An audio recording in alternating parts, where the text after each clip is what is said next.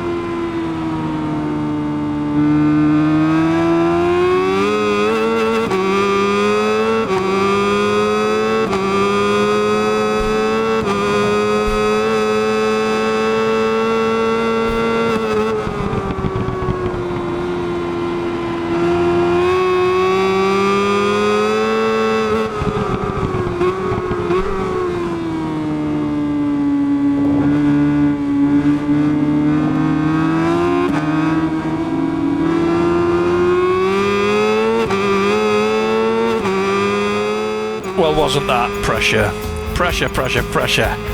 from old Edward, the Canadian.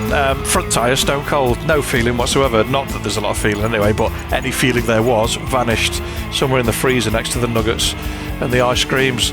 I should have just gone the extra click of oil and run the medium, and it would have been absolutely fine, but I didn't. But hey, you live, you learn. I guess I could go and do the time attack again, or I guess I could not and just wait, and we'll just see what happens. Fastest lap wise 2:02.9, so what, 2/10 slower than we did in quali. The bike felt better, it was more consistent, it was easier to ride. It just ultimately wasn't as fast, so there's a bit of a balancing act. I think if we came back to a medium tyre, I could probably tweak the compression and the oil enough to give me a similar feel to the hard tyre to be consistent, and that again would allow us to be a little bit quicker. But it's done. The All Japan Millennium Superbike 1000 event is finished. We are done with it. We are moving on to, I think it's the British Endurance Championship or something. It'll be Brands Hatch, Cadwell, and then a kart track somewhere, probably Alton or something like that. Ooh, just in time. An endurance modified Ducati. Excellent.